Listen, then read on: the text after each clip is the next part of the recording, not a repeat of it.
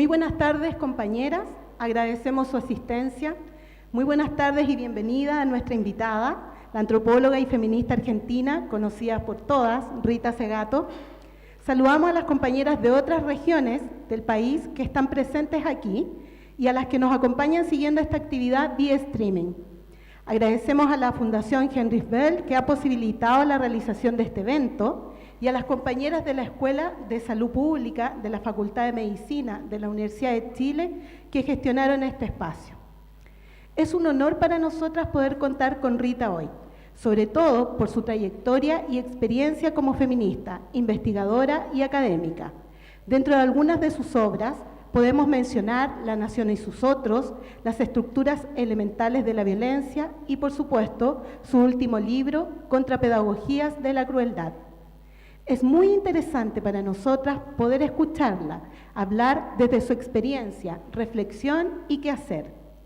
La Red Chilena contra la Violencia hacia las Mujeres, en continuidad con las feministas de los 80, que en plena dictadura cívico-militar se manifestaron por democracia en el país y en la casa, entiende la violencia hacia las mujeres y las niñas como un continuo en nuestras vidas, en todas las etapas y en todos los ámbitos, resultado de las estructuras patriarcales que rigen el orden social, político, económico y cultural en el cual vivimos.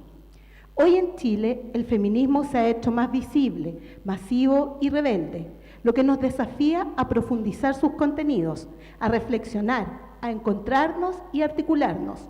Estamos convencidas que la reflexión y la acción política conjunta son indispensables para fortalecer nuestro poder colectivo. En la perspectiva de transformación de las estructuras opresivas y depredadoras que día a día precarizan nuestras vidas. En este contexto hemos querido invitar a Rita, quien con sus conocimientos y reflexiones nutre y estimula los debates de temas que cruzan al feminismo de este lugar del mundo, entre ellos el colonialismo y la ruptura con Europa, el patriarcado, la violencia estructural y la politicidad de las mujeres, entre otros, que como ya hemos visto, les surgen espontáneamente. Queremos dar un aviso de la modalidad en que se van a hacer las preguntas. Durante la charla, las preguntas que vayan surgiendo, les pedimos que las pongan por escrito y nuestras compañeras las van a pasar recogiendo. ¿Te parece? Bueno, no le molesta a Rita que las podamos ir haciendo en el momento en que ella va hablando. Y si así resulta mucho mejor, entonces lo podemos hacer así. ¿Ya? ¿Les parece? Por lo tanto, vamos a ir levantando la mano. Yo voy a entregar este micrófono y lo vamos a ir haciendo en esa modalidad. También les queremos pedir que por favor pongan en silencio o apaguen los celulares. ¿Ya? Muchas gracias, Rita, por aceptar nuestra invitación. Será un placer feminista escucharte.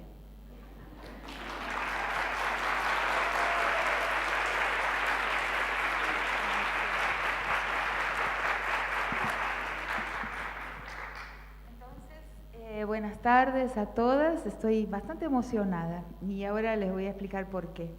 Bueno, estoy emocionada por el público, por estar en Chile. Quiero reforzar esta idea de que pienso que estamos por alguna cantidad de razones estamos perdiendo el hábito de pensar en conversación y pensar conversando es la mejor manera de conversar, ¿no? Por eso a mí no me molesta en absoluto que cuando estoy en el medio de una idea, ¿no? Que no llegue todavía al fin, no, pero cuando termino una formulación o una frase, no tengo ningún inconveniente en que alguien levante la mano y me pregunte, con que no me insulten, basta. Y al final podemos conversar, ¿no? También no tengo mucha idea de los tiempos. Yo voy a hacer una breve presentación y abrir para una conversación, pero les quiero decir una cosa que creo no la he dicho ni siquiera cuando vine otras veces para actividades académicas, pero que cuando estaba en camino hacia acá lo recordé curiosamente, ¿no? Cuando vengo a Chile yo me emociono siempre, tengo un gran cariño, como algo familiar, es muy extraño, será algo paranormal, pero resulta lo siguiente. Mi mamá nació en 1913 en La Pampa, Argentina, ¿no? Yo fui una hija del ya cuando ella tenía 38 años, nací. Estas cosas se pueden decir porque nosotras tenemos otra forma de dar conferencias y hablar en público. Entonces yo puedo comenzar por ahí y ustedes me van a entender tranquilamente.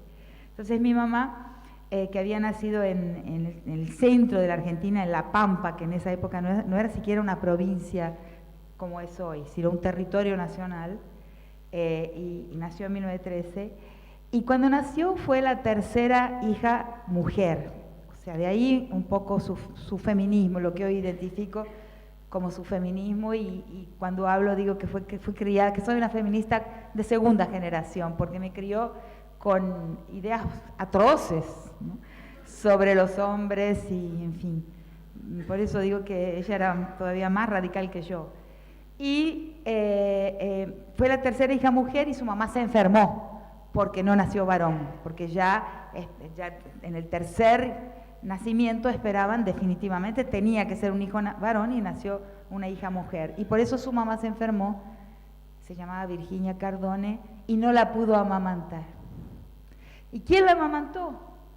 La amamantó una mujer negra chilena, llamada, según ella, siempre recordó su nombre, hubo muchos problemas con ella por ese rechazo de su mamá y que otra persona tuviera que amamantarla, ¿no?, que hacerla vivir, digamos. Se llamaba, según ella, Marcoside Valdivia. Entonces, uno de mis artículos que está en uno de los capítulos del libro La crítica de la colonialidad en 8 ensayos, que es un capítulo que se llama Los cauces profundos de la raza latinoamericana, yo se lo dedico a Marcoside Valdivia, que era negra, según mi mamá, y era chilena. Y estoy buscando en los padrones del pueblito donde nació, había una familia negra cuando ella nació, pero no están consiguiendo. Si alguien alguna vez tiene contacto donde existan registros del siglo XIX y principios del siglo XX de poblaciones negras, si había una familia Valdivia, bueno, de esa leche vengo yo. Increíble, ¿no? No, mi mamá nació en Uriburu, La Pampa, pero ¿de dónde había venido esa persona, no?, que se estableció ahí, ¿no?, en una época en que las fronteras, por ejemplo, patagónicas, no estaban cerradas todavía, no estaban las líneas de punto todavía cerradas en la Patagonia. Y La Pampa está en el centro, pero inmediatamente es la provincia que sigue a Río Negro, o sea, a una provincia ya patagónica, ¿no?, hacia el norte. Entonces a veces pienso, ¿era algo paranormal? ¿Hay una memoria que viene en la sangre, que de la leche? No sé, pero cuando vengo siempre la manera de hablar me emociona profundamente, como si tuviera una pertenencia acá también, es raro.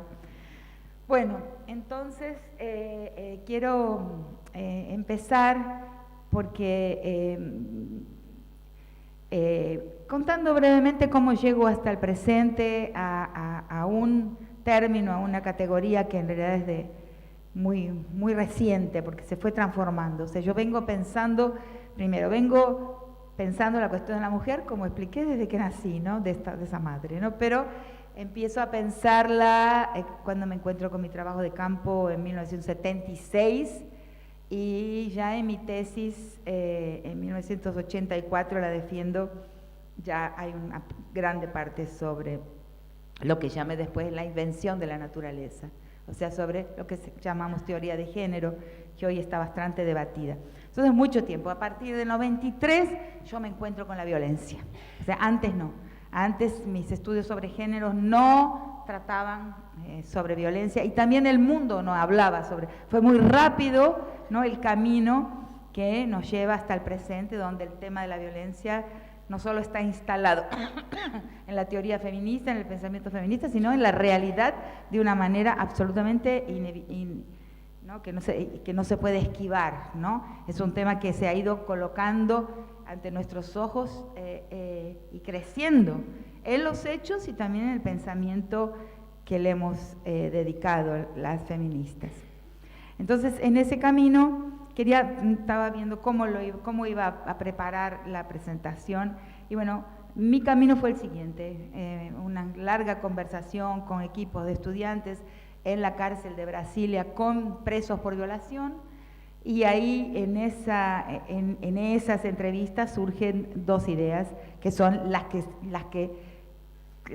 traigo conmigo hasta el presente y se fueron como desarrollando y desdoblando hacia nuevas categorías de los últimos años, pero sin contradecir las anteriores, sino profundizándolas. El primer gran encuentro es con la idea de que las agresiones a las mujeres, o sea, las violaciones, los feminicidios y las agresiones con intención letal, o sea, con intención feminicida, son un tipo de violencia que no tiene una razón instrumental, o sea, no tiene una razón utilitaria e inmediata. Puede uno que otro feminicidio deberse a que quiere alguien matar a la mujer para heredar su fortuna, en ese caso sí, se sale fuera, pero la mayor parte de los casos que conocemos por los medios y de los que tenemos conocimiento son crímenes que yo les llamo expresivos, son un discurso de los hombres al mundo, o sea, tienen que ver más con la expresividad, con la comunicación, son enunciados de algo.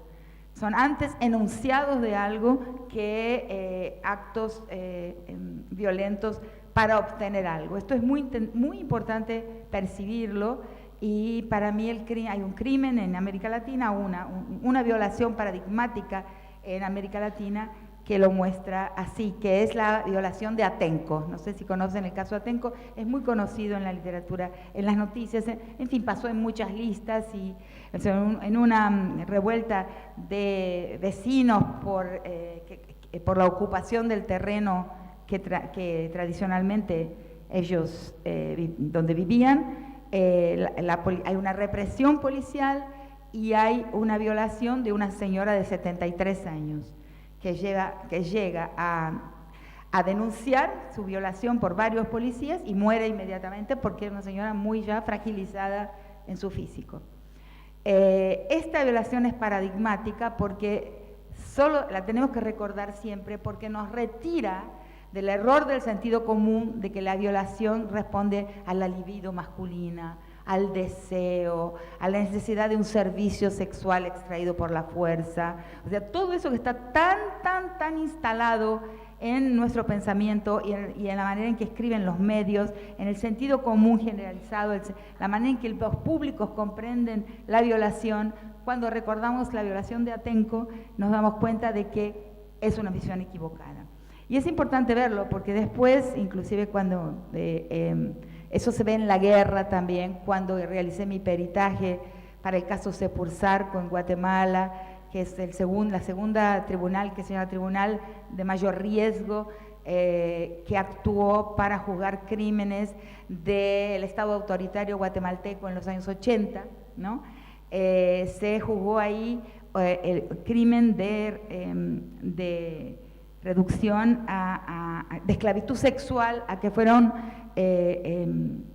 fueron reducidas, obligadas mujeres de una aldea indígena llamada Sepursarco, que son mujeres maya quechíes. Entonces lo ven ahí también. El sentido común lleva a decir, porque los soldados tienen una libido desatada y son hombres solos y entonces se vuelcan sobre el cuerpo de las mujeres por necesidad. Yo contesto esa tesis y digo que la reducción a esclavitud forzada de esas mujeres es un crimen de guerra de manual. O sea, todo mi esfuerzo a lo largo de todo este tiempo, de todos estos años, ha sido justamente deslibidinizar, desexualizar, retirar de la intimidad, por eso mismo, retirar inclusive de la vida privada el crimen sexual, mal llamado sexual, porque debería ser llamado crimen por medios sexuales, agresión por medios sexuales, donde la sexualidad se vuelve un arma de guerra, una manera de destruir no solamente el cuerpo de la mujer, sino también su contexto social, o sea, los lazos comunitarios, los vínculos de su propio mundo, y se instala ahí una ruptura general, una desconfianza general, una falta de fe completa en la vida de las sociedades. Esos hoy, algunos autores que escriben sobre Medio Oriente hablan de una guerra profanadora. Es una guerra que mediante la profanación del cuerpo de la mujer hace caer por tierra toda la confianza comunal, el edificio de la comunidad, el edificio de la sociedad. Entonces, es muy importante, lo primero que descubro ahí en la cárcel de Brasilia, escuchando presos con mis alumnos durante mucho tiempo, es ese carácter expresivo. Se dice algo, el crimen de violación habla de dominación.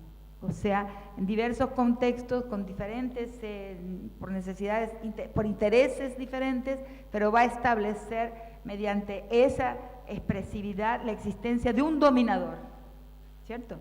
El primer dominador es ese genérico, el dominador patriarcal, o sea, el dominador de género, pero a esa dominación se le van a superponer, se va a replicar en varias otras dominaciones, como la dominación bélica, ¿no? O como la dominación de Estado.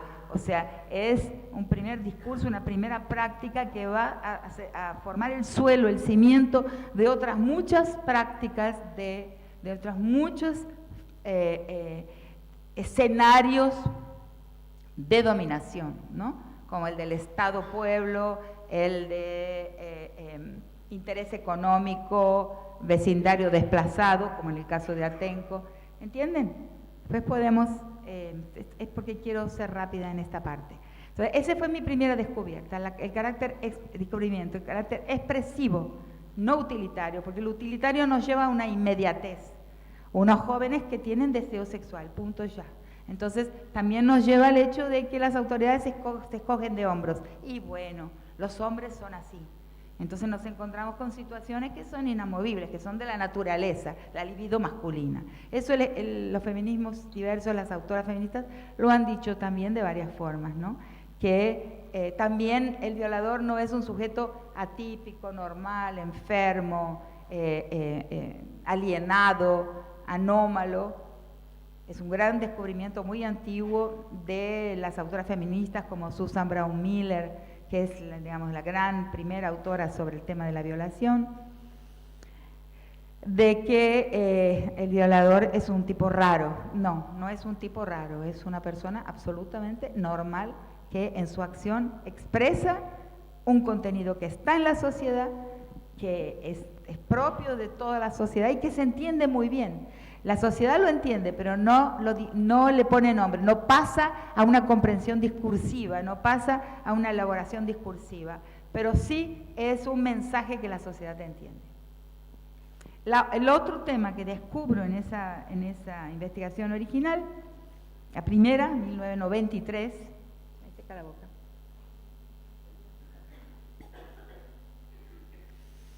es que son dos temas que van a acompañar hasta el presente y me van a permitir en el presente entender el patriarcado, qué es el patriarcado y por qué estamos frente a un momento de aumento constante de la violencia a pesar de las leyes, a pesar de las políticas públicas, a pesar de la organización feminista, por qué eso se ha instalado, es tan necesario para la sociedad de hoy, para lo que está pasando con la sociedad como un todo. Lo otro que entiendo entonces es que no se trata, y eso es muy importante porque a pesar de haber escrito todo este tiempo y tener gente que me cita todo el tiempo, la gente me cita pero no entendió lo que dije. Es algo alucinante y que lo lleva a uno a querer retirarse. Yo he estado en mesas sentada con una persona al lado mío que dice, porque como dice Rita Segato, o sea, me cita, los crímenes de odio, yo no uso esa categoría, yo no uso, en algún caso, raramente cuando es indispensable hablo de odio, pero yo no acepto digamos así, la psicoanálisis, el atribuir los crímenes contra las mujeres al campo de la psique, del odio, de las emociones, me parece reducir y empobrecer eso de lo cual estamos hablando. O sea, los crímenes de género son crímenes políticos, ¿no? Quien lo produce es un orden político, no un malestar emocional fugaz, o sea, las emociones fuertes. Que en algún momento puedan intervenir las emociones fuertes, sí, claro, pero si lo reducimos, si ese cliché, ese fetiche, ¿no? Del crímenes de odio, ahí cierra y clausura el pensamiento, Si lo terminamos, tapamos la comprensión con esa expresión, nos quedamos sin entender nada. Esas expresiones que son tan de uso común, por ejemplo, el morir solo por ser mujer. Hay una tesis maravillosa de Colombia, de una joven de la costa pacífica, una tesis de maestría, que dice, no morimos solo por ser mujer. Es falso. O sea, hay algunos aciertos, algunos descubrimientos del movimiento feminista que fueron importantes en su momento, pero de repente producen un efecto de que la gente los repite y paramos de pensar. Entonces pensamos que solo con decir el nombrecito, crimen de odio, o solo por ser mujer, ya está liquidado el asunto, ya entendimos, y no entendimos nada. Entonces, ¿por qué el odio? ¿No? ¿Y por qué la mujer juega ese papel tan central, ¿no?, en la guerra, ¿no?, en las agresiones, en las guerras de dominación, en los conflictos? Si no vamos si el fetiche de la consigna nos calma el pensamiento, entonces hace un papel contraproducente en lugar de que sea un paso más en el camino de la comprensión y de la solución del problema. Bueno, entonces el otro tema que vengo a descubrir es que lo veo siempre no entendido, es que el movimiento feminista ha como getificado de más nuestros problemas, o sea, transformado el problema de las mujeres, la agresión a las mujeres, con problemas separados, y de esto voy a hablar de nuevo en un minuto. Entonces, hemos separado el eje que llamo eje vertical de la relación entre el agresor y la agredida, o sea, este es el tema. Hay un agresor y una agredida, punto. Aquí se cierra la cuestión. El borde, la frontera del campo que estudiamos y que nos preocupa, se cierra entre estas dos personas, entre estos dos polos, ¿no? Un violador, una violada, un femicida y una femicidada, una asesinada. Y eso es tiene un precio muy alto, y reduce mucho lo que se necesita pensar para llegar al final de nuestro problema, para llegar a las soluciones. Porque lo que descubro en la cárcel es que se trata de dos ejes.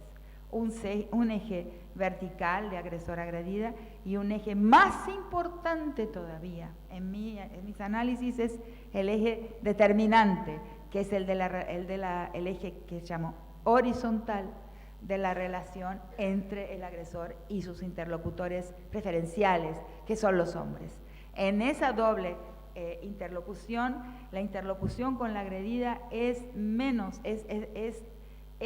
derivada de la manera en que se da, es secundaria con relación a la interlocución principal, que es la del hombre con el sujeto agresor, con sus pares, con lo que entonces en aquel primer tiempo le llamo algo así como el club de los hombres, la cofradía masculina, la fratría masculina, y ese es el vocabulario de muchos años. O sea, los hombres son una especie de club, una especie de fratria, una especie de cofradía o de hermandad, que va a poner sus condiciones para poder ser miembro. Entonces, la masculinidad es un estatus, y la membresía, no sé si se dice en español membresía, la membresía se adquiere mediante algunas pruebas, ¿no?, que son pruebas de potencia, ¿no? Y la masculinidad es una bolsa, un conjunto de potencias que en realidad se sustituyen entre sí. No siempre el hombre tiene todas, a veces tiene una o dos, pero alguna tiene que tener. Y hasta donde llegué las he mapeado en 6 potencias. La primera, la más frágil de todas, la potencia sexual, ¿no? La potencia bélica, la potencia económica, la potencia política, la potencia intelectual, ¿no? Quien es profesor en la universidad o trabaja en este campo de las palabras y de las ideas sabe muy bien que cuando aparece un cuerpo de hombre, siempre los ojos se vuelcan hacia ese cuerpo de hombre, esperando que de ese cuerpo emane el saber, ¿no? La apuesta está ahí, el saber emanará de ahí, ¿no? a veces muy injustamente, ¿no? Porque el saber emana de aquí. Entonces, uno lo siente como la raza, es igual que la raza. Cuando aparece un cuerpo blanco, un cuerpo rubio, un cuerpo que tiene las marcas de la europeidad, le dirigimos la mirada ya, porque tiene un capital racial, existe un capital sexual, un capital, sí, yo creo que es la manera, porque es el cuerpo ahí, existe un capital sexual y existe un capital racial. O sea, creo que una ética feminista consiste en todos los días de la vida tratar de movernos, de neutralizar en nosotros algo que es casi automático, que dirigirnos a un hombre como un interlocutor privilegiado, siempre decir, mi interlocutor privilegiado es una mujer. A veces es el resultado de un esfuerzo hacer este gesto, porque estamos programadas, porque todos somos patriarcales, o sea, patriarcal es el orden patriarcal es hegemónico, o sea, todas mujeres y hombres somos socializados y socializadas y socializades y cualquier letra que le pongan para ver el mundo con este ojo patriarcal donde hay ese capital racial y ese capital sexual. O sea, trabajarlo y desbaratarlo es un trabajo diario, porque cuando menos pensamos estamos de nuevo ahí, ¿no? Entonces, lo que hay no es un eje que se puede aislar, que es el eje de la relación hombre-mujer, agresor-agredida, sino que hay dos ejes. Y el eje de la relación entre los hombres es central porque entendiéndolo, entendemos los males de nuestro tiempo, entendemos los males de la historia y muy especialmente los males de nuestro tiempo. Y entonces el hombre debe de alguna forma ante sus pares, que en el caso de las violaciones que estudié eran a veces en los relatos, ¿no? Pares que habían estado presentes, por ejemplo la manada, ¿no? Y por eso las violaciones adolescentes o de jóvenes, muy jóvenes, son las peores, son muy insensibles a la víctima, porque el ojo del que está al lado es más importante que la víctima. La víctima es simplemente el bastidor donde escribo mi potencia y donde espectacularizo mi potencia para el ojo de quien tengo al lado, en presencia física o si no en mi paisaje mental, aunque no esté físicamente conmigo, es alguien a quien le estoy dando, que si no yo, ¿no? Pero digamos, el sujeto violador, alguien a quien le está dando ese sujeto, está dando lección, está pidiendo una titulación. Entonces, ese fue mi análisis. Y luego, a partir de ahí, llego a Ciudad Juárez, después llego a El Salvador, y voy hasta el presente, ¿no? Los feminicidios que se expanden en el continente sin control, ¿no? En constante aumento, ¿no? Y muy recientemente esa idea original de una cofradía o una hermandad se transforma, percibo que esa hermandad en realidad es una corporación, tiene una estructura corporativa. Ese fue un momento reciente e importante, porque la corporación como estructura tiene algunas características, tiene dos características que son letales para la sociedad. Y porque también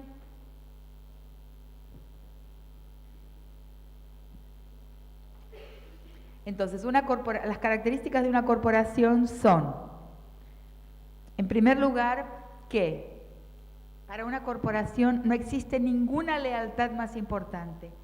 La lealtad, el valor central al cual se supeditan todos los otros valores, inclusive el valor de la vida, el valor de la propiedad, cualquier valor que puedan imaginar, queda supeditado a ese valor que en realidad está por encima de todos los otros y es nada menos que el valor de la lealtad corporativa. Sacrifico cualquier cosa en este mundo para no infringir la lealtad corporativa. Eso es letal. O sea, un hombre va a tener que ser primero un hombre, ¿no? Fiel, leal a los suyos, ¿no? Y eso lo vemos diariamente. Si lo prestan, yo estoy hipersintetizando, ¿no? Pero si prestan atención, se van a dar cuenta de que es así. Y la segunda característica que está vinculada a la lealtad corporativa es aún mintiendo, aún pegando, aún violando, aún maltratando, aún matando, pero soy leal a mi corporación, que me confiere el título de hombre, o sea, mi masculinidad, de la cual formo parte, y si pierdo esa membresía, si pierdo la habilitación para hacer parte de esa corporación, pierdo todo, pierdo inclusive la humanidad. Así es visto el mundo desde la perspectiva de los hombres. Eso es que llaman honra también, ¿no? La honra. Nosotras no tenemos honra y eso es maravilloso. No tener honra es libertad plena y pura y posibilidad de ser felices.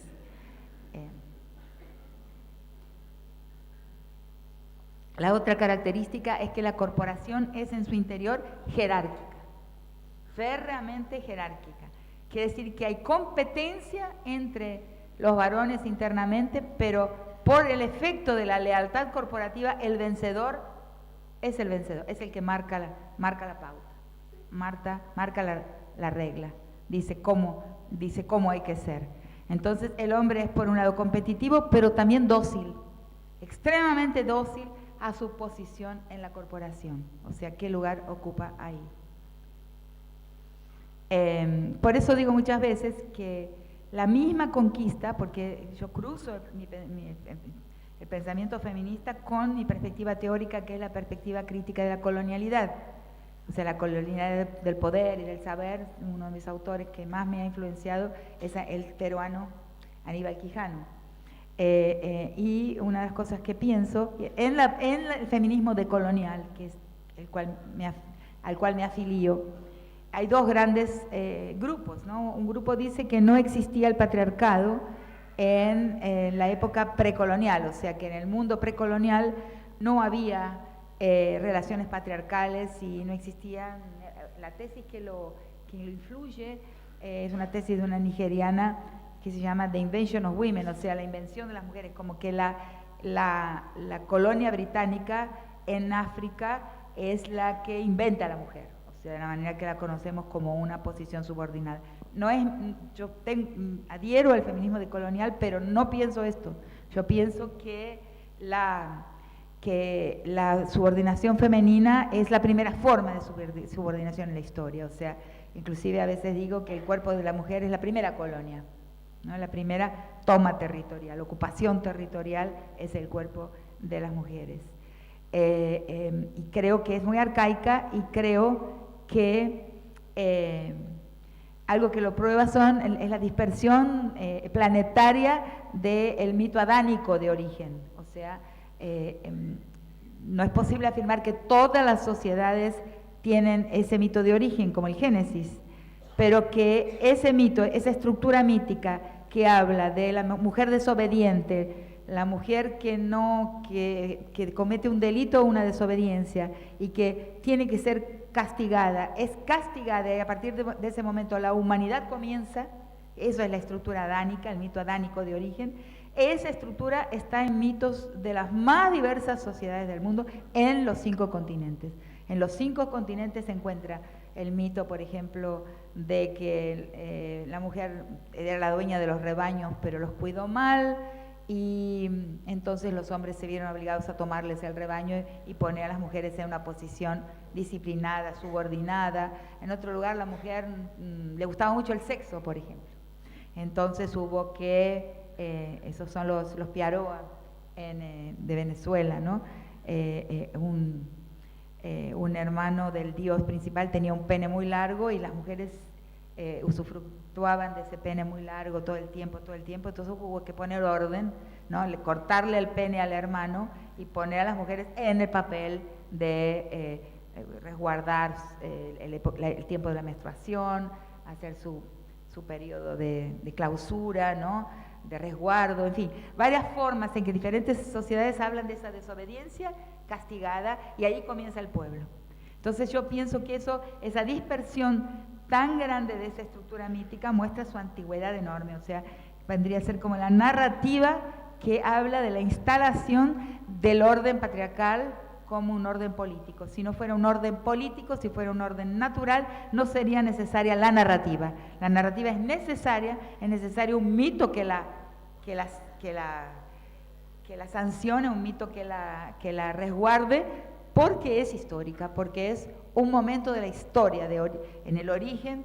O sea, yo lo sitúo porque de ahí es un modelo interpretativo, ¿no? En el pasaje de la especiación, el pasaje a la humanidad, ¿no? Y hay curiosamente, el gran líder kurdo, Öcalan, preso hace más de 30 años en Turquía, él tiene un texto en el que sitúa, también habla de esto mismo, pero lo sitúa en el fin del Neolítico, o sea, cuando las mujeres perdieron, después del periodo neolítico, en que las mujeres tuvieron un gran poder, porque habían descubierto y desarrollado la agricultura. En ese momento, cuando se sale del Neolítico y en las grandes civilizaciones, ella pierde poder, y ahí él instala ese momento de la reducción de la posición de la mujer a la posición subordinada. De cualquier manera, este mito es universal. Bueno, entonces vuelvo a por qué, eso es lo que me pasa a veces, por qué fui por ese desvío para explicarla. Porque entonces, este grupo dentro de las feministas decoloniales, la otra visión es que no existía una relación patriarcal antes del proceso de la conquista y la colonización. Son en general filósofas. Yo soy antropóloga, o sea, he estudiado y enseñado en mis clases de antropología de género innumerables historias sobre la casa de los hombres, la iniciación masculina, en fin, que muestra que en sociedades enteras que con muy poco contacto con el occidente, las estructuras patriarcales estaban ahí. De cualquier manera, les llamo al patriarcado comunal, precolonial, y a donde todavía existe el patriarcado colonial, pueblos indígenas y negros en nuestro continente, les llamo patriarcado de baja intensidad, de baja letalidad, de bajo impacto. El patriarcado francamente letal, feminicida, femigenocida, es el nuestro, es el moderno, ¿no? Entonces tenemos un gran prejuicio negativo con relación a los indígenas, al mundo comunal, y es un prejuicio, pero el peor prejuicio quizás es el prejuicio positivo que tenemos con relación a la modernidad, con relación a los avances que la modernidad ha permitido en el mundo, porque, ¿no?, tanto en el caso del genocidio, como varios autores han probado, Zygmunt Bauman, Hannah Arendt, el genocidio es moderno, la máquina racional de muerte, de producción de muerte, es moderna, y el femigenocidio también es moderno, o sea, netamente postcolonial. Yo creo que inclusive se inaugura esa modernidad con la conquista y la colonización, que es el primer paso hacia un mundo, hacia el proceso de la modernidad. No tengo tiempo, si me hacen la pregunta lo respondo, pero si no me voy a desviar demasiado de lo que quiero decir. Entonces, pienso que si las sociedades precoloniales no hubieran tenido algún tipo de patriarcado, la conquista misma no hubiera sido posible, porque uno de los primeros efectos del proceso de conquista es, y ahora voy a explicar por qué, no dejen que no lo haga, decime que estoy haciendo esto para que no me olvide, es el atrapamiento de la sexualidad del hombre vencido por la sexualidad del hombre vencedor. Ese es una llave central para poder comprender los procesos de dominación. ¿Por qué? Porque ese hombre de la sociedad tribal,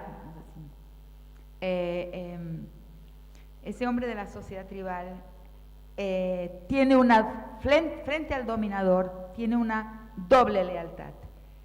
La primera lealtad es hacia su gente, a su familia extensa, su comunidad y su pueblo. Y la otra lealtad, ¿no?, es a su propia masculinidad, a la fratría, al orden masculino al cual pertenece, y en muchísimas de las sociedades tribales la práctica de la iniciación masculina, de la casa de los hombres, donde los hombres atraviesan toda la adolescencia y aprenden a ser hombres entre hombres, cerrados en un mundo propio, ¿no?, formando esa cofradía de una manera concreta y material, o sea, en cofradía mismo. Entonces, por esa lealtad, que es una de las dos características del orden corporativo, hacia ella se le suma la jerarquía, hace con que cuando llegue el momento de la conquista y la colonización, la dominación del blanco, para decirlo de una manera sintética, ¿no? La expansión del frente conquistal colonial y después la expansión del frente estatal, que continúa siendo colonial todo el tiempo, hacia las sociedades indígenas, este hombre vencido hasta el momento, pero la historia no terminó, no, sigue, o sea, cuyas tierras son tomadas, son expropiadas, son rapiñadas, y continúan siendo tomadas y rapiñadas hasta el presente, porque es un cuento pensar que la conquista un día terminó. La conquista es un proceso en curso y nunca acabó, está frente a nuestros ojos todo el tiempo. Creo eso ahora. Es una visión reciente que tengo de esto, ¿no? Porque en la perspectiva de la colonialidad pensamos que la colonialidad es una estructura permanente. O sea, la época de las leyes coloniales terminaron, pero la colonialidad como estructura se plantó y estructura las subjetividades y las relaciones en el mundo. Pero ahora pienso que no solamente la colonialidad es una relación permanente, sino la conquistualidad, porque si no, no estaríamos frente a los diversos eventos de expropiación, ¿no? que vemos todo el tiempo en todos nuestros países. Entonces, lo que pasa con este personaje masculino, a quien le llamo, digo de él que se encuentra en una posición bisagra, ¿no? Por un lado frente a los suyos y por otro lado frente al hombre blanco, ¿no? Ese hombre blanco que es el vencedor hasta el momento. Y como es jerárquica la masculinidad, ese hombre blanco es respetado como el paradigma de la masculinidad, porque es el vencedor. Entonces, por eso digo que si no hubiera existido relaciones patriarcales, si no hubiera existido patriarcado en el mundo precolonial, la propia conquista hubiera sido imposible, porque ya fue posible por causa de la fragilidad de la masculinidad. Fragilidad porque fue inmediatamente capturada, seducida por la masculinidad del vencedor, o sea, por la masculinidad blanca. ¿Se entiende? Estoy hablando muy rápidamente, cosas que me costó mucho tiempo ir pensándolas, ¿no? Pero uno lo ve todos los días, ¿no? El criollo, ¿no? Algo que también he ido reflexionando muy recientemente, ¿no? ¿Qué es ese sujeto criollo, fundador de nuestras repúblicas, ¿no? Una vez justamente en territorio mapuche, del lado de la Patagonia Argentina, hace muchísimos años, estaba conversando como antropóloga, estaba haciendo un trabajo ahí, y entonces dije, no, estos hombres son criollos, y un mapuche me dijo, no, son paisanos. Y me dijo, la diferencia, lo aprendí por aquí, lo aprendí allá en el sur, pero en un lugar donde nuestros dos países están muy cerquita. Me dijo, la diferencia de paisano y de criollo es una diferencia fundamental, ¿no? Porque el paisano, aunque no sea indio, es un hombre de la tierra, próximo, comunal, o sea que tiene el arraigo comunal y en el paisaje, de paisano, paisaje, que no es nación, que no es Estado republicano, que no es nuestras repúblicas mal fundadas, todas ellas. En eso me vuelvo muy violenta cuando lo digo, porque lo he comprendido y me doy cuenta de que están todas muy mal fundadas. Entonces ese sujeto criollo que no sabe quién es, no sabe si es blanco o no es, si es europeo o no es, no sabe si es realmente masculino o no es, porque el otro lo ve. En realidad el vencedor está en Alemania o quién sabe por dónde, ¿no? Porque los españoles tienen nuestra misma fragilidad. Los españoles también son criollos. No tengo tiempo de hablar de eso hoy, pero cuando miran hacia Europa Central no tiene ninguna diferencia con nosotros. ¿Entienden? Entonces ese orden jerárquico, ¿no? Que va produciendo ese sujeto bisagra masculino, bisagra entre dos mundos, ¿no? Uno lo emascula y en el otro se remascula, se rehabilita y restaura su masculinidad mediante la violencia. La violencia de nuestro continente aparece ahí, no puede ser separada de la historia de la conquista y de la colonia. ¿no? Entonces tenemos que comprenderlo en ese globo grande, porque si no cometemos el gran error de aislar el problema de la mujer, y al aislar el problema de la mujer le damos el plato lleno a nuestros agresores, porque aceptamos algo que también vengo a descubrir muy recientemente, que es un error garrafal, un error tremendo del movimiento feminista, nuestra minorización. O sea, hemos aceptado que somos una identidad política minoritaria. Claro, no numérica, pero una identidad política minoritaria en sentido de una identidad en su capacidad política. Y eso es la minoritización de nuestra posición, o sea, de nuestros problemas, o sea, el aislamiento, la parcialización, ¿no? Están los temas de interés general, la política, la economía, relaciones internacionales, salud, educación, en fin, esos temas donde los públicos están llenos de hombres y mujeres. Y luego los problemas parciales, de interés particular. El problema de minoría, ahí está la idea de la minoritización, no es por el número de personas, sino por la parcialidad, la particularidad del problema. Es un problema de interés particular, de las mujeres nada más. Eso, haber aceptado esa guetificación del problema de la violencia contra las mujeres, es un problema que lo hemos pagado carísimo, es un error brutal y eso hay que deshacerlo, hay que desmontarlo. Hay que desmontar la estructura de problemas centrales del sujeto universal y problemas particulares, ¿no?, de los sujetos no universales, de nosotras, las anomalías, ¿no? Como digo siempre, la modernidad inventa la normalidad. La normalidad es una invención moderna, el normal, y sus anomalías.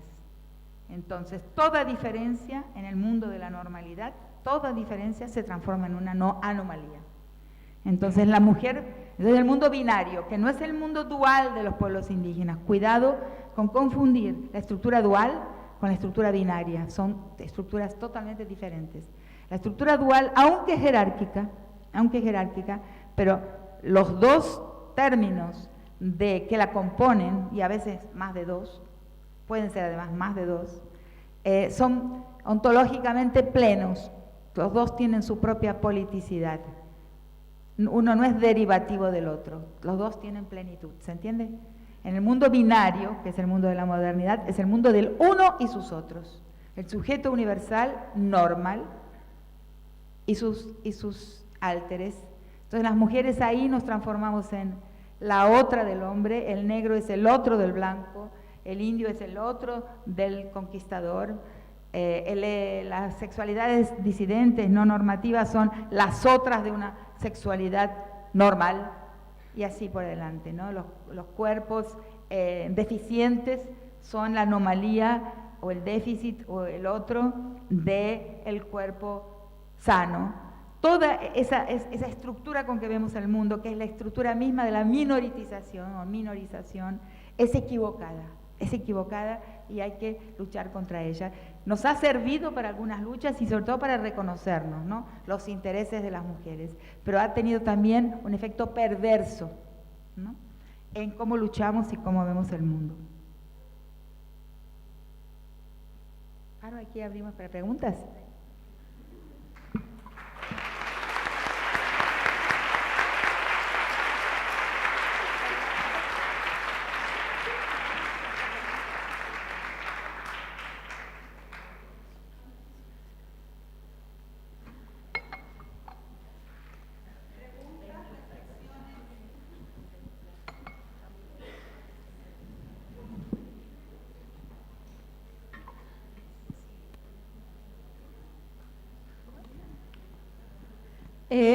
¿Alguien tiene alguna pregunta? ¿Algo que quiera?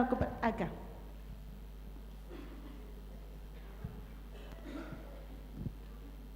Hola, buenas tardes a todas y a todos también. Bueno, mi consulta más iba a si podía usted profundizar en lo que es la estructura dual. Si podría darnos ejemplos, por favor. Gracias.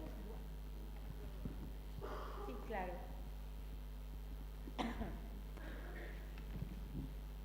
La estructura dual es cuando es la estructura de la reciprocidad, o sea, en la cual, no veo a la persona que me preguntó, sí. En los pueblos comunales, en los cosmos comunales, que no es el cosmos, eso también es son conclusiones de trabajos y de análisis muy recientes míos, ¿no? El cosmos creacionista, del Dios creador único, es distinto al cosmos pachamámico, por ejemplo. El cosmos pachamámico, como uno de los ejemplos de un cosmos indígena, todos los elementos de ese cosmos tienen una generación, tienen una cogeneración, lo que se llama en teología. El Dios monoteísta, creador de todo, nace solo, o sea, tiene una generación independiente. Surge, crea el mundo y crea todo lo que existe. Por tanto, su relación con el mundo no es una relación recíproca. No. O sea, podemos dejar de ir a misa, dejamos de tomar la comunión, dejar de bautizar, dejar de hacer todo, pero como Él surgió solo, no va a desaparecer. En el mundo pachamámico y otros cosmos indígenas, la generación de todos los elementos, hay una cogeneración, la idea de la codependencia es muchísimo más fuerte que en el mundo de los monoteísmos. Entonces, por eso, en esos cosmos, la reciprocidad es central entre la tierra y los seres humanos, ¿no? Y también entre los seres humanos entre sí y entre todo lo que existe. Ahí, entonces, se instala la dualidad como un principio de cogobierno, ¿no? Entre un principio femenino y masculino. No, pero ahí también hay que comprender que femenino y masculino no son exactamente lo mismo que comprendemos después de la conquista, porque en la conquista, con la feroz binarización, aparecen las leyes de clausura de las formas de transitividad de género que existían en casi todas las sociedades indígenas en el continente antes de la llegada del colonizador. O sea, les recomiendo, siempre lo cito, los textos de un gran autor peruano, tiene un nombre italiano, pero era un peruano que murió hace unos 4 años, llamado Giuseppe Camposano. Él hizo un levantamiento de todas las leyes coloniales y los castigos que se daban al indio vestido de india y a la india vestida de indio. Quiere decir que la transitividad de género era algún fenómeno muchísimo más, no muchísimo más, era una posibilidad abierta. O sea, la determinación de qué género tenía la persona no venía de su cuerpo, sino de su papel social, del papel que iba a cumplir. Entonces, la dualidad tiene que ver con un mundo siempre dos. Una antropóloga brasilera, no pensé que iba a hablar de esto y me falla ahora, después mando por correo electrónico su nombre y la sociedad que estudió. Estaba estudiando ahora la educación en un pueblo amazónico y cómo estaba funcionando la escuela y el estudio de los jóvenes, de los niños en la escuela indígena. Iba todo bien, matemática no funcionaban, no caminaban. Y descubrió que porque la unidad no es el 1 es un número negativo, la unidad empieza con el 2. Eso es un mundo dual, es profundo en la cognición y en la afectividad de las personas, un mundo en el que el primer número positivo es el 2 y no el 1. Es un mundo, un cosmos donde la soledad es un defecto. El individuo es un defecto, el individuo es un ser defectivo. Eso es un mundo dual, de contraprestaciones y reciprocidades. Eso, en tiempos más recientes hablo de que en el mundo hay 2 grandes proyectos históricos en curso. El proyecto histórico de las cosas y el proyecto histórico de los vínculos.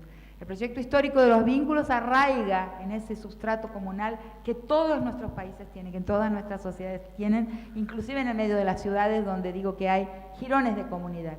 No podemos existir sin el otro. No podemos imaginar una existencia sin alguien, sin los otros, sin la vincularidad, sin mi vecino espiando en mi casa. Fíjense que hay algunas prácticas nuestras que les ponemos un valor negativo y tenemos que revisar lo que tiene valor negativo y positivo. Donde morimos es en las casas donde no espía a nadie. ¿Es así? Entonces,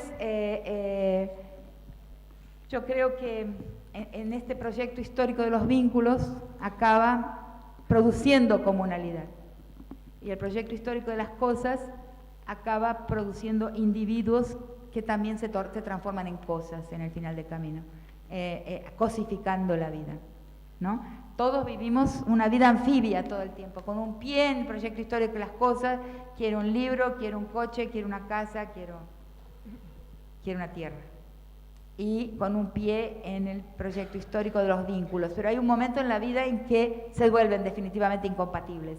Porque todo el tiempo yo voy invirtiendo vínculos en las cosas. Voy matando vínculos, perdiendo vínculos en el camino de las cosas. Y por el otro lado voy también, si quiero los vínculos, tengo que invertir cosas para que los vínculos permanezcan, ¿no?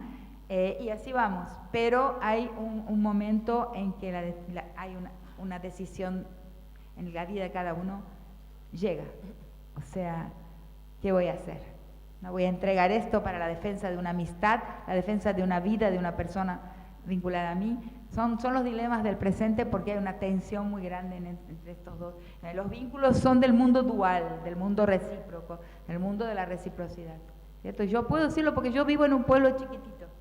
Yo en Argentina vivo, como cuento siempre, en un pueblo que está muy cerca del Paso de Jama. Y en ese pueblo en el que vivo existe todavía la comunidad, existen las redes familiares, son redes de contención que hacen con que ninguna persona pueda caer en un nivel más abajo de la pobreza. La pobreza es como general, pero no hay un único mendigo en la calle. Cuando me di cuenta, dije, qué barbaridad. Una única persona pidiendo limosna no existe en un pequeño pueblito de la Quebrada Humahuaca donde vivo, ¿no? Es raro, pero ¿por qué? Entonces, ¿por qué no hay por qué no hay nadie buscando en la basura y nadie mendigando? Rarísimo. Bueno, porque hay comunalidad, porque todo el mundo, esa red comunal es como una red del circo. Si alguien se cae, la red lo sustenta. Bien común, es una mirada. La comunidad nos puede proteger, el Estado no lo creo.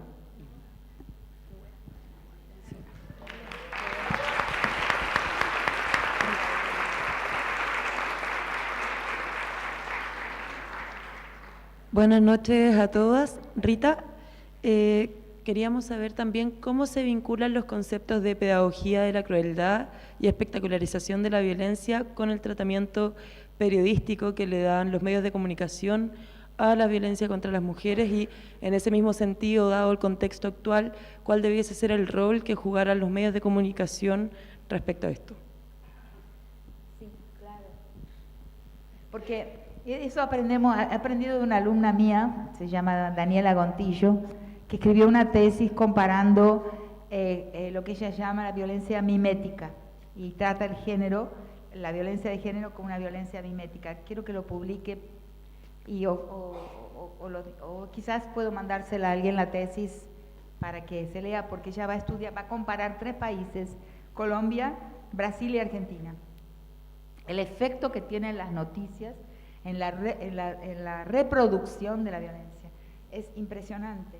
Entonces, por ejemplo, para el caso del suicidio, eso está estudiado desde hace mucho tiempo.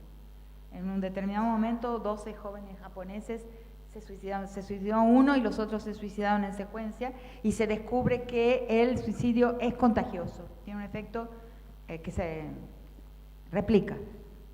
Y hay un momento en la agenda editorial, en la agenda de los medios de comunicación, en que se prohíbe. O sea, ustedes ven que no hay suicidios en los medios, hay suicidios que son espectaculares, pero los medios han aceptado no reproducir el suicidio en las noticias. no sabemos. Pero con la violencia contra las mujeres no ha sucedido lo mismo. Y ni siquiera, entonces, ahí queda la gran duda, ¿no? Porque por el hecho de que los suicidios no son parte de la noticia, muchas familias no saben qué peligro se está corriendo dentro de casa, porque los niños hoy se suicidan y los adolescentes se suicidan. El suicidio es una de las primeras causas de muerte en el mundo entero y es un fenómeno de los muy jóvenes. Entonces no se puede saber, la gente no sabe el peligro inminente porque puede estar atravesando a alguien de su familia. Entonces no es una solución ideal la que se ha dado en la supresión de la noticia. No es que no haya que informar, lo que pasa es que el problema es cómo informar y la manera en que los medios transformaron la agresión de género en un espectáculo. Donde el agresor aparece como un monstruo, es monstrificado muchas veces, pero como un monstruo potente. Y al hombre lo que le interesa es cómo volverse, cómo su papel, mostrarlo a los ojos de la sociedad y de los otros hombres como el papel de un sujeto potente. La potencia, de alguna forma, es su dilema. Entonces ese monstruo potente es emulado, o sea, es monstruoso, pero más que monstruoso, su carácter más interesante es la potencia que muestra ahí. Y entonces yo creo que es urgente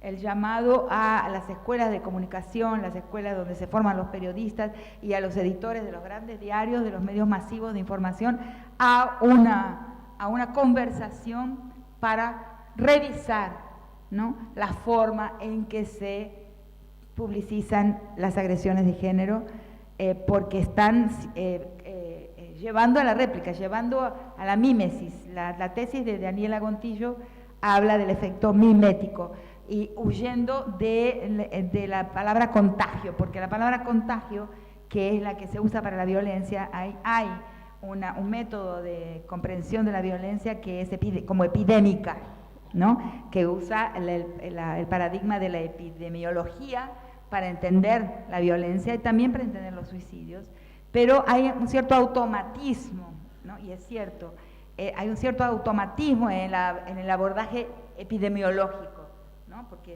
que no es adecuado, porque estamos frente a decisiones humanas, ¿no? ¿Hago esto o no lo hago? Entonces, hablar de una epidemiología o de una epidemia de violencia puede servirnos para describir el fenómeno, pero no para entenderlo, porque entenderlo debe estar mediado por la comprensión de las conciencias y de las decisiones de los actores, ¿no? ¿Qué van a hacer? Por eso ella opta por la noción de mimesis, de imitación. Y lo que estamos viendo es que los medios, por ejemplo, es asesinada una mujer una vez de una determinada manera, pero al final ella cuenta cuántas veces fue asesinada una determinada víctima en la televisión argentina, y son miles de veces, porque es contado de una manera, como es un espectáculo de un morbo que atrae a la sociedad, y la atrae también porque hay algo que no se comprende, ¿no?, que hay como un misterio también en estas agresiones. Entonces, la mirada de esta forma, por este lado, va transformándose, en lugar de un feminicidio, en 1000 feminicidios por su repetición. Entonces, en el fondo, aunque se intenta mostrar que es un problema, se acaba mostrando, se acaba normalizando, se acaba promoviendo el problema, ¿no? Entonces, eso tiene que ser resuelto de alguna forma y eso va a depender de una voluntad política y de una voluntad de los editores de medios y de los profesores de periodismo, para que se piense cómo informar sin promover. El lente mismo, ¿no? El lente es un lente rapiñador, el lente es fálico, el lente mediático, la lente, ¿no? La lente mediática, la lente de la cámara de televisión es fálica, es rapiñadora, ¿no? Hace víctimas, la propia lente es violadora, viola los cuerpos. Entonces no solamente está en lo que relata, pero también en la rapiña sobre los eventos y los cuerpos de las personas que ejecuta esa lente mediática, ¿no? Es como, yo creo que reproduce, ¿no?, el poder, el orden de poder, ¿no? No sé si te contesté lo que me... Y hay 5 preguntas, Tomás, vamos a ir avanzando. Gracias. Marimar Lamienes, Marimar Rita, un gusto conocerla y escucharla.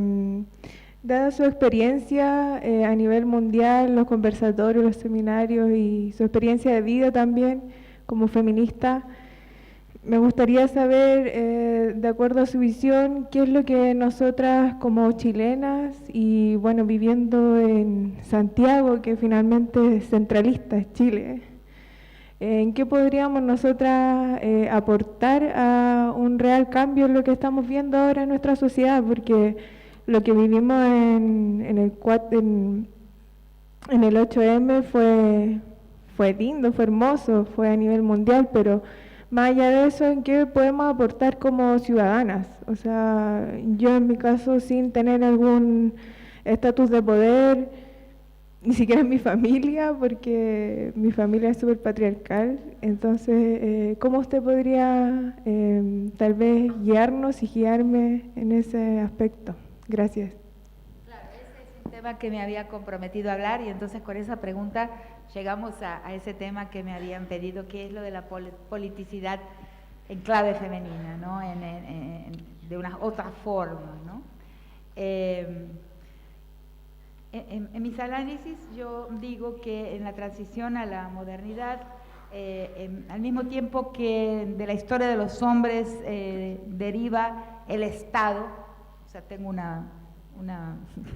es un poco osado, pero es una definición no weberiana de lo que de la racionalidad burocrática del Estado. Yo creo que el Estado, por lo menos en nuestro mundo, en América Latina, es el último momento de la historia de los hombres, o sea, el momento contemporáneo de una historia de la masculinidad, por la distancia de la gestión, en fin, voy a ser hipersintética. Al mismo tiempo que ese hombre, que era un hombre del mundo dual, era el hombre con minúscula, con H minúscula, era el hombre de ciertas tareas, la tarea de la política, la tarea del espacio público, la tarea de la negociación y la conversación con las otras casas, con la otra aldea, con el otro pueblo, con el frente colonial y después con el Estado. Él es el negociador hacia afuera.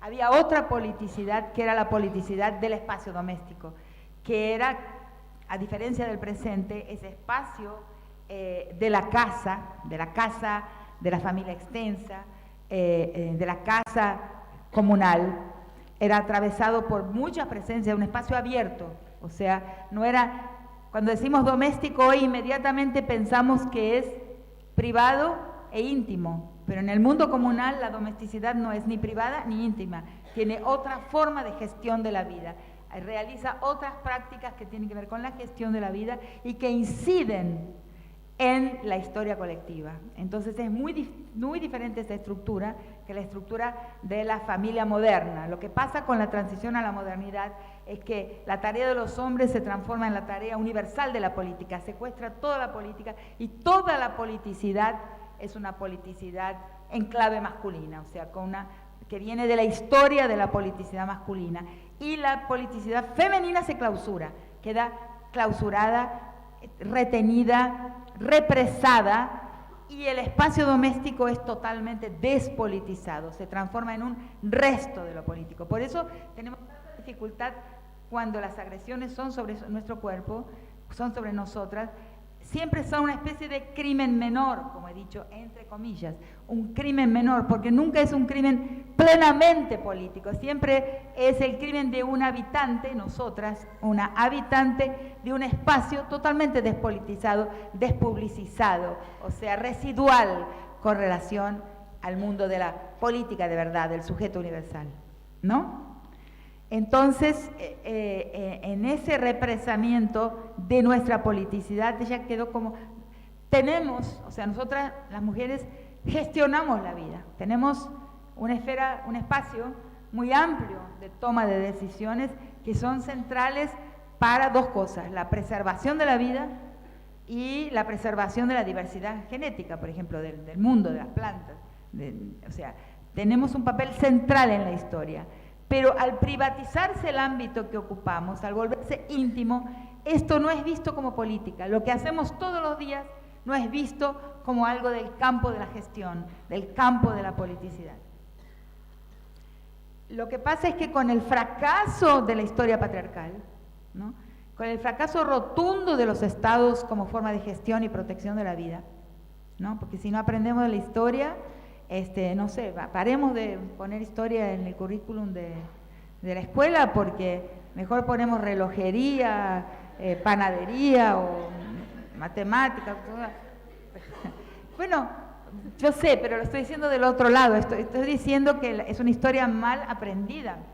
La historia de los intentos diversos que hemos hecho para tomar el Estado y desde el Estado reorientar la historia.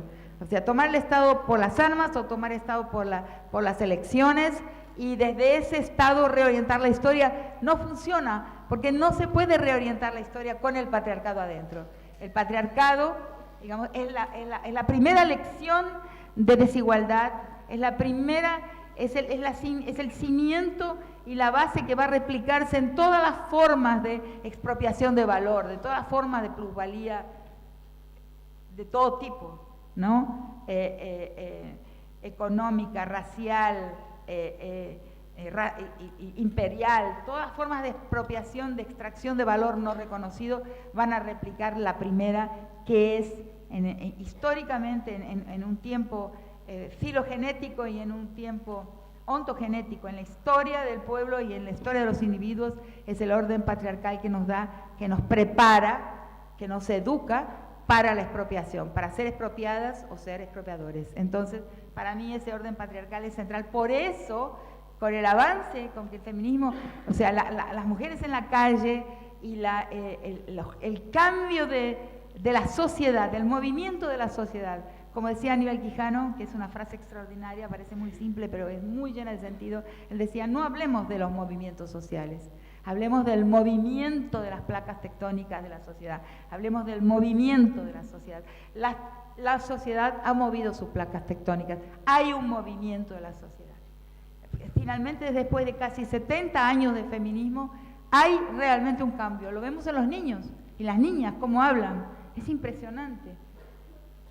Es impresionante a veces ver un niño hablando sobre los temas que nos contó tanto tiempo y tanto esfuerzo colocar en pauta, sobre la sexualidad, ¿no?, sobre las transitividades de género, sobre la androginia, sobre ser hombre o mujer. Muchísimos niños y niñas ya han trascendido esa problemática. No sé en Chile, pero en Argentina es así. Es sorprendente.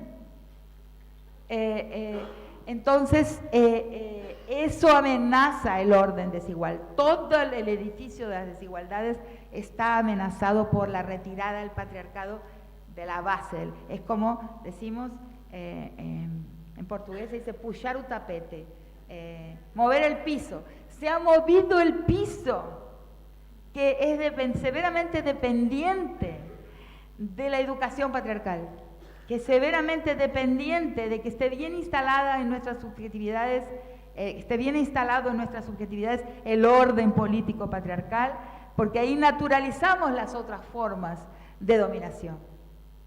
Entonces, cuando esto está sucediendo, ahí viene todo el revive, la reacción fundamentalista que está puesta en las calles en menos de 10 años.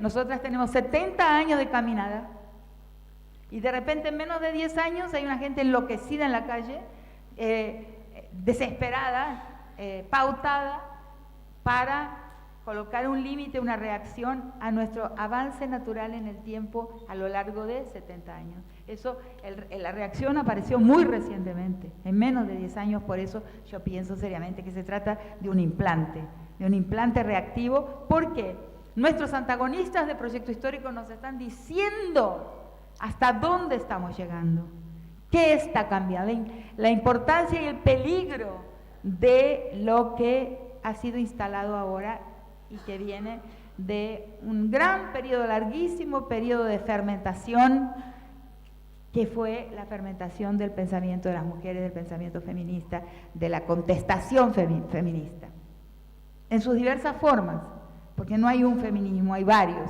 no hay una mujer, hay muchas, Y una de las cosas que no debemos olvidar, que hay quien nos quiere hacer creer que los debates al interior del movimiento son su fragilidad. No, el hecho de que el movimiento sea plural y que haya debates apasionados al interior del movimiento, voces divergentes, y que nos concentra en dialogar entre nosotras, es la fuerza, la dramaticidad, la intensidad del movimiento. Un movimiento monopólico, monolítico, vacío de divergencias, es un movimiento que no existe, en realidad es falso, es inexistente. El hecho de que hay muchas voces, mucho debate, mucha divergencia, es porque es un movimiento absolutamente vital, que existe y que está en la calle y que está en el mundo. Y sobre todo que está en la cabeza, los niños y las niñas han tomado conciencia de que este movimiento existe, nuestra política existe. Entonces ese es un momento absolutamente importante, por lo tanto hay que pensar mucho para no ponerlo en riesgo, ¿no? Ese es otro tema, no hay que parar de pensar, está en riesgo porque claro, amenaza mucho. Está tocando uno de los centros neurálgicos de la reproducción de todos los poderes. Entonces, la politicidad femenina es aquella forma de gestión de la vida que tiene sus características. Yo llegué a mapear algunas, pero estoy en camino también. Ahí todo el mundo tiene que ponerse a pensar. ¿Cómo es una gestión de la vida en clave femenina? Porque ¿qué es una política? Una política es una gestión de lo colectivo. Es una gestión de algo que es de interés de la colectividad. Y nosotras lo hemos hecho siempre, pero sin pensarlo como político. Y eso que ha sido represado es lo que ha saltado a las calles de una manera imprevisible, la cantidad de gente que ha ido a las calles.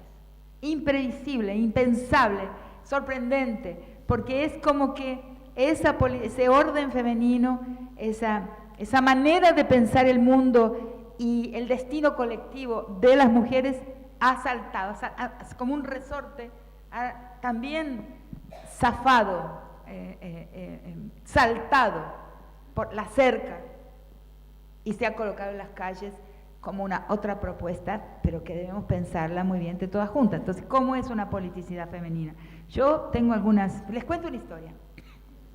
Voy a contar una historia, me había olvidado de esa historia, la recordé ahora cuando estaba en la Ibero en México, y la conté y los curas quedaron absolutamente en silencio, pasmados, porque es una historia impresionante. ¿Qué es una forma de gestión femenina de la vida, una decisión política femenina? No sé por qué estoy tosiendo, se me seca la boca, perdónenme. Bueno,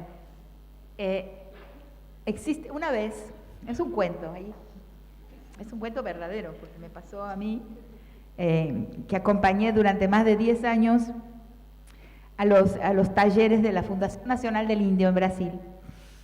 La Fundación Nacional del Indio, FUNAI, es el órgano gestor de la vida indígena en Brasil.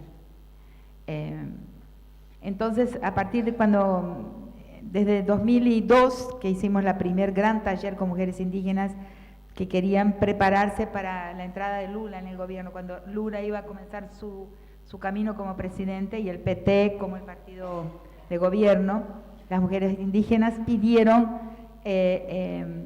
un taller con mujeres representantes de todo el Brasil para el vocabulario de género, o sea, para aprender con qué vocabulario podían hacer la solicitud de sus demandas, de sus reivindicaciones, ¿no? al nuevo gobierno. Entonces, desde ese primer taller que hicimos, fui acompañando durante aproximadamente 12 años, 11 años y medio, los talleres de la Fundación Nacional del Indio en todas las regiones del país, con mujeres indígenas, mostrándoles, hablando desde la ley, o sea, un balcón de ofertas de recursos y derechos, que al mismo tiempo que, esto no es el tema que quiero hablar, pero no lo voy a dejar de mencionar, al mismo tiempo que iba progresando esa oferta de recursos y derechos, la presencia del Estado en la vida comunitaria, en la aldea, en el mundo aldea, al mismo tiempo se tornó patente que, claro, las empresas también llegaban. Y la violencia doméstica creció en todo ese periodo. Al mismo tiempo que le llevábamos, por ejemplo, después de 2006, las noticias sobre la ley María da Peña contra violencia doméstica, al mismo tiempo que llevábamos la noticia de la ley, las historias de violencia se iban volviendo más y más y más fuertes, terribles. Eso es un tema, otro tema. Pero lo que quería contar es que en una de las reuniones me tocó en la habitación, compartir la habitación en Mato Grosso, con una señora más o menos de mi edad, que estuvimos en la misma habitación, pero que me llamaba la atención que esa señora, que era de una aldea del estado de Goiás, que es en el centro de Brasil, Goiás, un estado menos conocido por los extranjeros, queda en el centro del territorio. Y Brasilia la capital justamente está dentro del estado de Goiás. Y ahí esa aldea, ella pertenecía a una aldea llamada Carretão, o sea, Gran Carreta, Carretão, y era de un pueblo llamado Tapuya. Solo que esta señora racialmente se parecía a mí, tenía el pelo ondulado, yo era más joven en ese momento, marrón, ella tenía un pelo marrón, ondulado, tenía pecas, era clara. Entonces pasamos una semana juntas, yo no sabía cómo preguntarle, ¿no? Entonces un día agarro coraje y le digo, ay, pero vos sos indígena, ¿no? Sí, soy tapuya. Ah, bien. Entonces, pero ¿y cómo sos así? ¿No? ¿Cómo no tenés un trazo racial marcadamente indígena? ¿No? Nadie te reconoce. Cuando vas a hacer compras poblado, ¿reconocen que sos indígena? Sí, todo el mundo sabe que soy una lideranza, un liderazgo tapuya. Digo, pero ¿cómo puede ser? Entonces me contó la siguiente historia que está escrita, está justamente en ese texto, Los cauces profundos de la raza latinoamericana. Me dice, mira, en portugués naturalmente, ¿no? Pero estoy traduciendo. Esta historia, dice, mi mamá la contó a otra antropóloga antes, pero no la contó completa. La contó por la mitad. Yo te voy a contar la historia completa. Los tapuya fueron uno de los pueblos indígenas más numerosos cuando llegan los portugueses. Eran cientos de miles. Fue una mortandad total. O sea, quedó una pequeña aldea tapuya en el centro de Brasil cuando se fueron retirando y quedando en el centro del país porque estaban más hacia la costa atlántica. Los que se salvaron formaron esa aldea. Y ahí, digamos, gestionan frente al don Pedro II, que es un emperador, porque Brasil tiene una historia colonial muy distinta al resto de América Latina, en el sentido de que la corona, durante las guerras napoleónicas, se muda a Brasil. Cuando terminan las guerras napoleónicas, el emperador don Pedro I vuelve a Portugal, pero deja a su hijo en Brasil, don Pedro II, que era un emperador ilustrado, pero emperador. Pero bueno, les da entonces a los remanecientes, a los que quedan en la aldea Tapuya, en la aldea Carretón, les da una cédula de posesión de su territorio, de su tierra. Entonces esa aldea tenía una cédula imperial con el sello del rey diciendo que ese territorio era de ellos.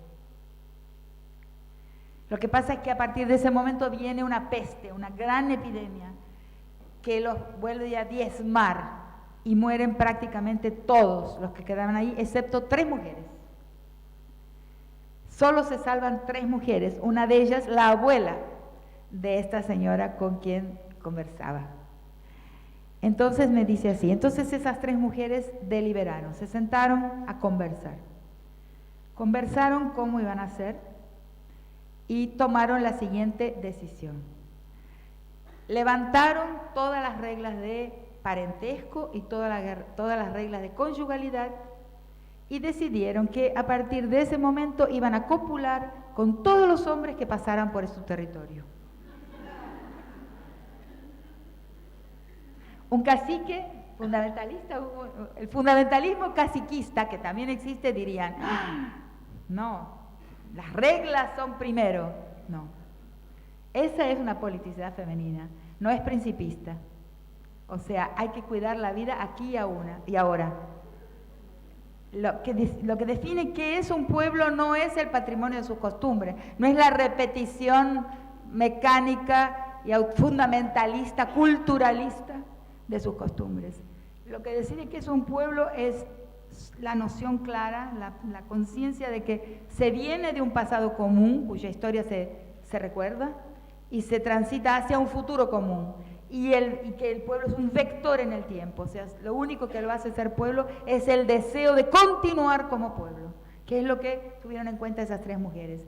Entonces dice, ellas tuvieron hijos con portugueses, con mercachifles, mercaderes turcos, o sea, de los que vienen de Siria, Libia, que vinieron muchos de nuestros países, con indígenas chavantis, que atravesaron muchísimo la región también, con negros, con gente negra que atravesó la región, con todo quien, dijeron, sin excepción, hombre disponible, hombre para procrear. Son más de 300 hoy. Eso es una politicidad femenina, pragmática, no principista, vincular, o sea, que cree en la vincularidad, y en fin, en algún lugar he listado algunas de sus características, pero esas son las fundamentales. Entonces, eso es absolutamente rechazado por el orden patriarcal y el Estado patriarcal, su burocracia, sus reglas y sus distancias. Entonces yo digo que por mucho tiempo los feminismos tuvimos esa consigna de lo personal es político. Pero la idea de que lo personal es político nos llevó a algunos errores que fueron fatales. Por ejemplo, a colocar el ojo del Estado, y ahí viene toda no sé si conocen mi discusión en la inauguración de la Feria del Libro de Buenos Aires, cuando digo que el Me Too no es el ni una menos y no debe ser. Las diferencias son estructurales y son importantísimas. El Me Too se dirige al Estado. O sea, papá Estado, venga, póngame un abogado en la almohada para ver si copulo o no copulo. No es lo nuestro. Yo no quiero un mundo así. Yo personalmente me retiro. De eso me retiro.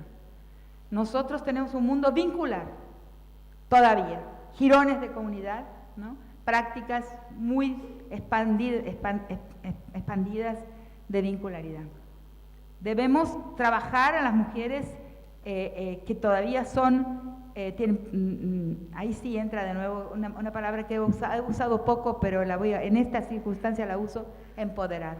Que la mujer sea suficientemente empoderada en todos los ámbitos, en las instituciones de educación, donde hay una desigualdad de poderes muy grande, en los trabajos, en la vida laboral, donde hay una desigualdad muy grande de los poderes, pero que podamos continuar gestionando nuestra vida y nuestro deseo. O sea, yo veo como una pérdida muy grande. Yo he vivido en Estados Unidos algunos años, y yo creo que entregar a los abogados, al Estado, la gestión de nuestro deseo, de nuestros cuerpos, de nuestra vida, es muy problemático y muy infeliz. O sea, debemos trabajar para producir una sociedad en que la gente pueda negociar frente al otro con absoluta tranquilidad lo que quiere y lo que no quiere. Esa es la lucha, yo la entiendo por ahí. Entonces, pero aparte de lo que estaba diciendo como central en la politicidad femenina. Entonces, creo, entonces lo personal es político, nos llevó en esa dirección. Poner el Estado en la casa, y nuestros estados que son, como dije, mal fundados y que siempre nos traicionan, siempre acaban traicionándonos. Las sentencias de los jueces nos traicionan siempre, y es estructural, no es porque los jueces son malos, sino porque el Estado tiene esa estructura, el derecho es el lenguaje del Estado, y porque la mentalidad de los jueces es esa y no va a ser muy fácil cambiarla. O sea, primero cambia la sociedad, después cambia el Estado. O sea, el Estado no ha sido capaz, y no creo que pueda hacerlo, de cambiar la sociedad, porque sus operadores tienen la mentalidad del sentido común, patriarcal, y de una dominación permanentemente colonial, patriarcal y racial. O sea, son racistas y patriarcales simultáneamente. Entonces, lo personal y político nos llevó a una dirección, entonces, de poner mujeres en los cargos. Ok, es un camino, sí, pero no podemos esperar de eso la solución de los problemas, porque tendría que garantizarse, lo cual es imposible, que las mujeres que accedan a los cargos no sean mujeres patriarcales. Y las mujeres patriarcales existen. Y si nos descuidamos somos todas todavía. Es requiere un trabajo diario y duro despatriarcalizar nuestra subjetividad. Entonces yo pienso que el lema debería ser domesticar la política. O sea, llevar prácticas de la gestión doméstica que fue represada y perdida en la transición a la modernidad, entender bien cómo es, cómo hace las cosas, cómo protege la vida, como estas 3 mujeres de la historia Tapuya, ¿no? Y eso sí, en lugar de lo personal es político, o junto a lo personal es político, trabajar en el sentido de desburocratizar y domesticar la gestión de lo colectivo. Y eso se hace en la práctica, no hay una fórmula, es empezar a vivir de otra forma, retejer comunidad, retejer vincularidad y pensar todas. No hay alguien que piense para los demás, ¿no? No es una cosa a veces mesiánica, ¿no? Alguien pensó un poco y se cree entonces que esa persona va a poder pensar todo. Y no se puede pensar antes de la práctica, no se puede pensar antes de hacer, es el ir haciendo y ir, pero hacer sin pensar también no sirve, ¿no? Hay que hacer y ir produciendo retóricas de valor y vocabulario al mismo tiempo que hacemos. El vocabulario es central. Yo últimamente llegué a la conclusión de que mi tarea es, y como la de todo el mundo debería ser, la donación de palabras, o sea, donar palabras para consolidar lo que vamos sabiendo, lo que vamos entendiendo.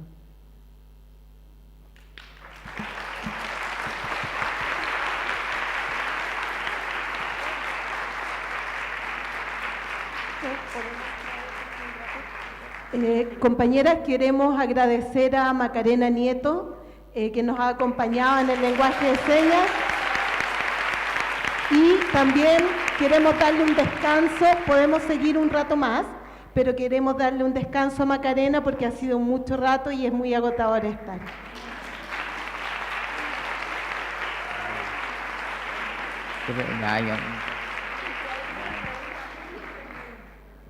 Bueno, también por el cansancio de Rita, queremos agradecerle. Ella llegó a las 6 de la mañana, no ha podido descansar, entonces vamos a hacer una pregunta más y luego le vamos a permitir que vaya a descansar y nos vamos todas también absorbiendo lo que estamos escuchando. Bueno, mi pregunta... Ahí está. Bueno, mi pregunta es, ¿cómo existe la violencia o cómo se expresa la violencia patriarcal en, no sé, las relaciones lésbicas o de personas no binarias, siendo que ellas o ellas no tienen una fratría masculina tan demarcada como si podría ser una heterosexual? Bueno, es que ¿cómo sabes que no hay relación, que no entra el binarismo en las relaciones lesbianas y lésbicas en español, ¿no? No lesbianas. O homosexuales? Claro que entra el binarismo, claro que también entra la matriz patriarcal en una relación donde los cuerpos aparentemente son iguales, porque el binarismo es una estructura cognitiva, una estructura del simbólico, no de los cuerpos. Pueden haber cuerpos idénticos, pero que ahí la matriz heterosexual, o sea, el patriarcado, entra en la formatación de las relaciones. O sea, para que no entre es necesario trabajar. O sea, por ejemplo, en las instituciones de cuerpos solos, ¿no? Las cárceles, los conventos y la iglesia, los conventos y el ejército, donde están cuerpos iguales, pero las prácticas homosexuales y las, digamos así, relaciones homosexuales entran ahí, están presentes, ¿no? Pero están presentes sin que se rompa el orden patriarcal. El cuerpo no garantiza nada. Cuerpos iguales o cuerpos distintos, como dije antes, un cuerpo de mujer en la gestión puede ser una gestión patriarcal. Siempre uso el ejemplo de Margaret Thatcher. Margaret Thatcher era una mujer, pero no hubo gestión más patriarcal bélica y antimujer que la de ella. Entonces no basta el cuerpo para que la ruptura del patriarcado y del orden heterosexual se rompa.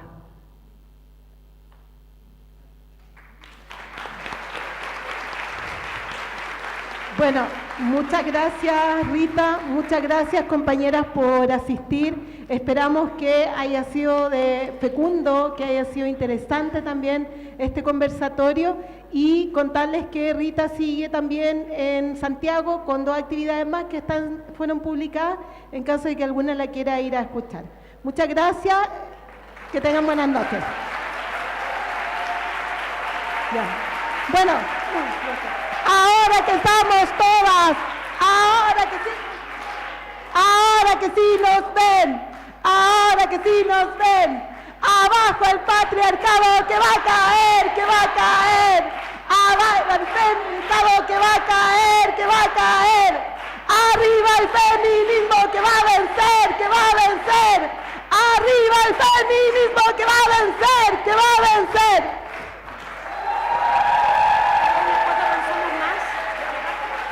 Compañeras, ¿pueden subir el cartel Somos Más? El pañuelo verde, lo acabo de recibir de regalo. Esta es la argentina y esta es la mexicana. Son parecidas y diferentes. Me falta la chilena en mi colección.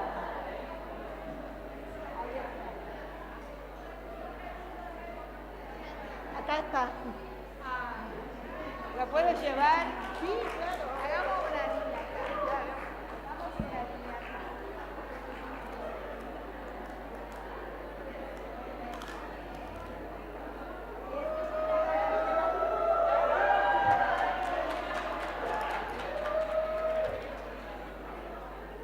Chile, México y Argentina.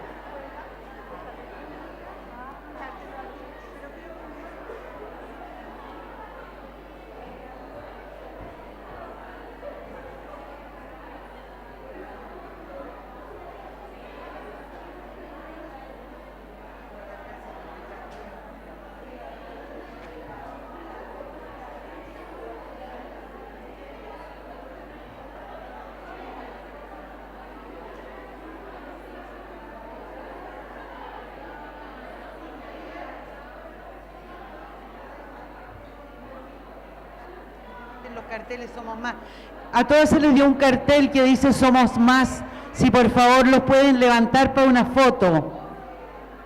Pero ¿y quién es la que tiene la cámara? Por favor, si pueden levantar los carteles Somos Más. Todas lo tienen. Lo tienes al revés. Por allá faltan carteles, por acá se ven varios. ¿Quién va a sacar la foto? Yo estoy sacando. ¿Ya pues la foto? ¿Tu cámara? ¿Alcanzaste a hacer? Ya. Eso. Más carteles.